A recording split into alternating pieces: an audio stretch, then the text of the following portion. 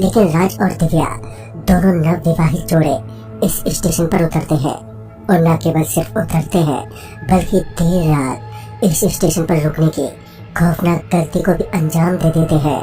तो आइए जानते हैं कि क्या थी वो असल खौफनाक कहानी राज और दिव्या की, जिसे वो आज तक भूल नहीं पाए। 26 दिसंबर की कड़कड़ाती ठंड की रात, पता नहीं उस रात को क्या मंजूर था। आसमान में तेज बादल गरज रहे थे, हवाएं जोरों पर थी। ऐसा लग रहा था जैसे बारिश और भारी तूफान आने वाला हो। राज और दिव्या दोनों ही एक लंबे सफर के बाद अगले आधे घंटे के अंतराल में अपने पुश्तैनी गांव रामनगर पहुंचने वाले थे। यह एक नव विवाहित जोड़ा था और इनके गांव के नियम अनुसार नव विवाहित जोड़े को वैकुंठ मंदिर के दर्शन करने होते हैं और मंदिर के अंदर मौजूद एक विशाल पीपल के पेड़ पर धागा बांधना पड़ता है। इसी विधि को पूरा करने दोनों ही अपने पुश्तैनी गांव जा रहे थे। वैसे तो वो लोग अकेले ही थे क्योंकि उनका परिवार शहर में ही था, पर उसके कुछ रिश्तेदार गांव में उनके स्वागत की तैयारी कर रहे थे। रेल की भी क्या मजबूरी थी कि रात के करीब 10 बजे के आसपास दोनों ही रामनगर स्टेशन पहुंचे। वैसे भी राज दिव्या को पहले से ही बहुत सारी बातें बता चुका था इस स्टेशन के बारे में, जैसे कि इस स्टेशन पर कभी किसी की आवाज का जवाब नहीं देते हैं और न ही यहाँ भगवान का नाम लेते हैं, और भूल कर भी यहाँ पर रखी किसी चीज के साथ भी छेड़छाड़ी करते हैं। कहते हैं कि इस स्टेशन पर बुरी साई का राज है। राज दिव्या को लगभग सब कुछ बता ही चुका था जो उसके घर वालों ने बताया था। वैसे राज भी एक एजुकेटेड पर्सन था, जिस कारण वो इन चीजों पर कोई खास विश्वास नहीं रखता था। फिर कुछ पल बाद जब स्टेशन से दोनों उतरने वाले थे तब उन्हें बड़ा अजीब सा लगा, क्योंकि वो ट्रेन का दरवाजा खोलने ही वाले थे कि इससे पहले ही वो दरवाजा अपने आप खुल गया। दोनों ही इससे थोड़ा घबरा गए, पर इसे भी हंसी मजाक में उड़ा दिया और सोचा शायद हवा के झोंके के कारण खुल गया होगा। थोड़ी देर बाद जब दोनों ही अब स्टेशन पर उतरे तब राज ने अपने दोस्त पुरुषोत्तम को फोन लगाया, क्योंकि पुरुषोत्तम ही उन दोनों को स्टेशन से गांव लेने के लिए आने वाला था। पुरुषोत्तम ने कहा कि वो 1.5 घंटे में पहुंचेगा। दरअसल गांव में किसी का देहांत हो गया था और इसी कारण वो जल्दी ना पहुंच सका, पर उसने कहा कि तुम लोग स्टेशन के बाहर चौराहे पर इंतजार करो। राज ने सोचा भला आधी रात के वक्त हम चौराहे के पास जाकर क्या करेंगे, क्योंकि यहाँ तो कम से कम बैठने और घूमने की तो जगह है, वहाँ तो शायद वो भी ना मिले। राज ने ये बात पुरुषोत्तम को नहीं बोली और दिव्या के साथ वहीं पर उसका इंतजार करने की सोची। रात काफी गहरी थी और आज आसमान से चांद भी गायब था। स्टेशन बिल्कुल वीरान हो गया था। राज ने तभी दिव्या से कहा कि वो उसका इंतजार करे और तब तक वो वॉशरूम से आता है। इसके बाद राज वॉशरूम की तरफ चला गया और यहाँ दिव्या अब अकेली हो गई थी। फिर कुछ ही मिनटों बाद दिव्या को अब अनहोनी का संकेत मिलना शुरू हो गया था। उसे लगातार रेल की आवाजें सुनाई देने लगती, पर कोई भी रेल पटरी से गुजरते हुए नहीं दिखते। इसी तरह कुछ और समय तक होता रहा और अब दिव्या किसी के रोने की आवाज को भी साफ साफ सुन पा रही थी। ऐसा लग रहा था जैसे कोई पटरियों पर सिर रखकर रो रहा हो।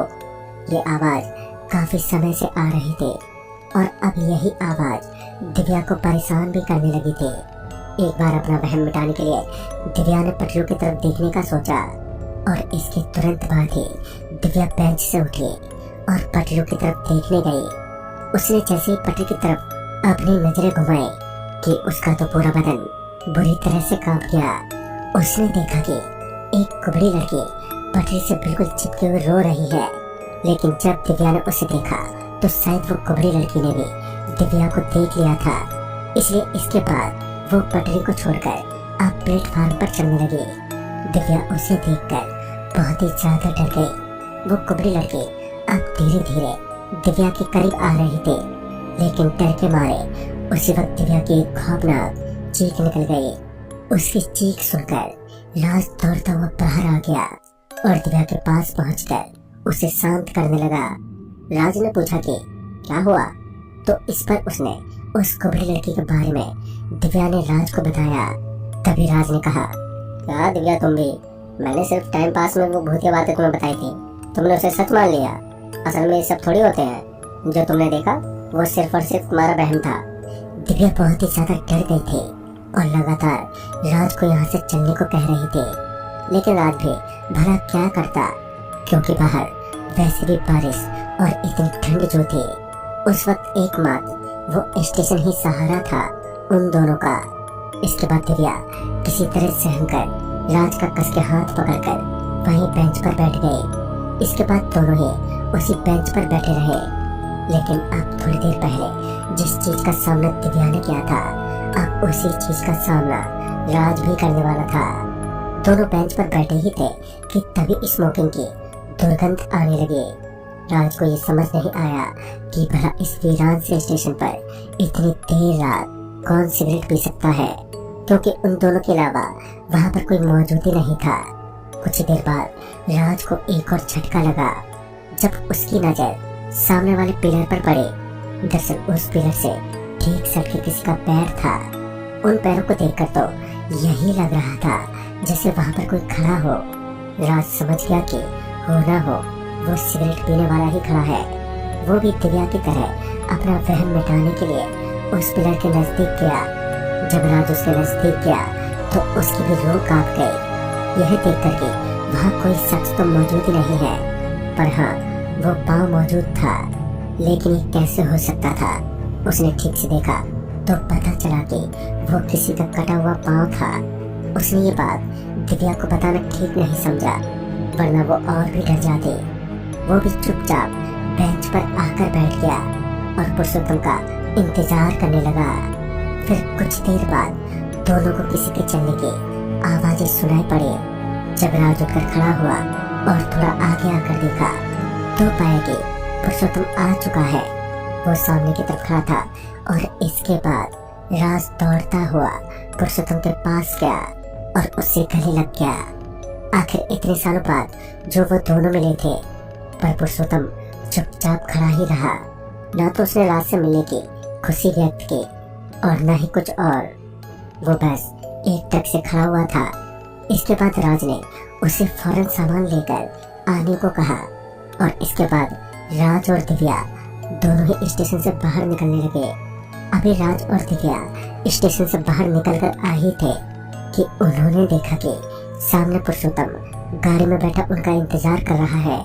इसके बाद दोनों को ही झटका लगा।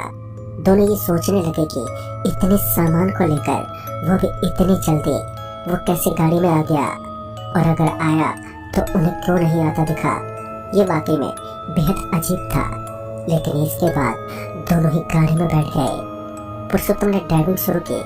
फिर राज ने पुरुषोत्तम से ढेर सारी बातें भी की। राज ने पुरुषोत्तम को बोला, अच्छा और बता, अब गांव का माहौल कैसा है?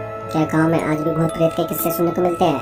और ये बोलकर राज जोर जोर से हंसने लगा, पर पुरुषोत्तम की तरफ से कोई जवाब नहीं आया। राज ने और भी कई सारी चीजें पूछी, पर पुरुषोत्तम तो जैसे बात करने के मूड में ही नहीं था। बस एक ही रफ्तार में गाड़ी चलाया जा रहा था। फिर आगे पलंग घाट से पुरुषोत्तम ने सीधे गाड़ी टंग ली और गाड़ी को एक सुनसान रास्ते पर ले जाने लगा। इस पर राज ने उससे पूछा, अरे पुरुषोत्तम, ये तुम किस रास्ते से निकल रहे हो? कोई शॉर्टकट है क्या? फिर पुरुषोत्तम ने मुंडी हिलाते हुए हाँ में जवाब दिया और इसके थोड़ी ही देर बाद गाड़ी सीधे खंडर के पास आकर रुकी। पुरुषोत्तम ने गाड़ी से उतरने का इशारा किया। राज ने घबराते हुए पूछा, गाड़ी में कोई खराबी आ गई है क्या? तो पुरुषोत्तम ने कहा, आप लोग वहाँ इंतजार करिए, मैं थोड़ी देर में आता हूँ। इतना कहकर पुरुषोत्तम वहाँ से निकलता हुआ चला गया। अब राज और दिव्या दोनों ही परेशान हो गए थे, क्योंकि दोनों अब एक ऐसी जगह इस अंधेरी रात में आ चुके थे जिनका उन्हें कोई अंदाजा भी नहीं था और ना ही उन्हें वो रास्ता मालूम था। इसके बाद दोनों ही चौराहे के पास बैठकर पुरुषोत्तम की राह देखने लगे। फिर कुछ देर बाद राज ने सोचा कि पुरुषोत्तम को फोन किया जाए। वो उस चौराहे से थोड़ा दूर गया और फिर उसने पुरुषोत्तम को फोन किया। पुरुषोत्तम ने फोन उठाया। तब राज उस पर भड़कते बोला, क्या हुआ यार, तुम अब तक पहुंचे क्यों नहीं? तो उसने कहा, क्या मजा आ गया ये, मैं तो यहाँ कब से तुम दोनों को ढूंढ रहा हूँ, पर मुझे तो कोई दिखाई नहीं दे रहा है। राज ने कहा। मतलब कि तुम स्टेशन के पास हो?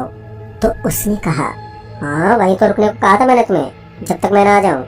राज का तो दिमाग अब एकदम से सुन्न पड़ गया था और उसने कहा, ये भला कैसे हो सकता है? अभी तुम ही तो हमें यहाँ तक लाए थे और अब कह रहे हो कि तुम स्टेशन के पास हो। तो उसने इस बात को एकदम से नकार दिया और बोला, अरे मैंने कहा तो था कि 1.5 घंटे में पहुंचूंगा। उसकी ये बात सुनकर अब मेरे होश उड़ गए। मैंने उसे अब तक अपने साथ घटा सब कुछ बताया और इस पर उसका जवाब सुनकर भी मैं दंग रह गया।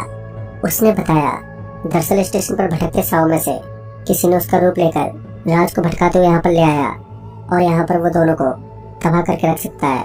पुरुषोत्तम ने राज को साफ साफ और सख्त हिदायत दी कि वो तुरंत ही दिव्या को लेकर वहां से निकल जाए और वो भी पहुंचता है। इसके बाद राज ने फोन रखा। राज जब पीछे पलटा तो उसने देखा दिव्या तो यहाँ से गायब है। वो दिव्या को लगातार आवाज लगाने लगा, पर दिव्या उसे कहीं न मिले। वो ढूंढता हुआ वहीं एक खंडर के एक सुरंग पर जा पहुंचा जहाँ से किसी की चिल्लाहट सुनाई दे रही थी। जब वो वहां पर पहुंचा तो उसने देखा कि दिव्या के लंबे लंबे बाल उसके गर्दन से लटके हुए हैं और दिव्या जैसे हवा में तैर रही है। उसके सामने एक हैवान खड़ा है जो दिव्या के साथ कुछ गलत करने वाला है। इसके तुरंत बाद दिव्या सीधा जमीन पर जा गिरी और अब वो हैवान धीरे धीरे राज की तरफ बढ़ने लगा। वो उसकी तरफ बड़ी गुस्से भरी निगाहों से बात कर रहा था, लेकिन तभी राज में पता नहीं कहां से इतनी हिम्मत आ गई कि पास ही में रखे एक रॉड से उसने उस हैवान पर प्रहार कर दिया, जिससे कुछ समय के लिए वो गायब हो गया। उसके बाद राज दिव्या को लिए तुरंत उस खंडर से भागने लगा। भागते वक्त पीछे से उसे लगातार एक साथ कई सारे रोने और चिंगारने की आवाजें सुनाई दे रही थी, लेकिन दोनों किसी तरह सड़क पर आ गए।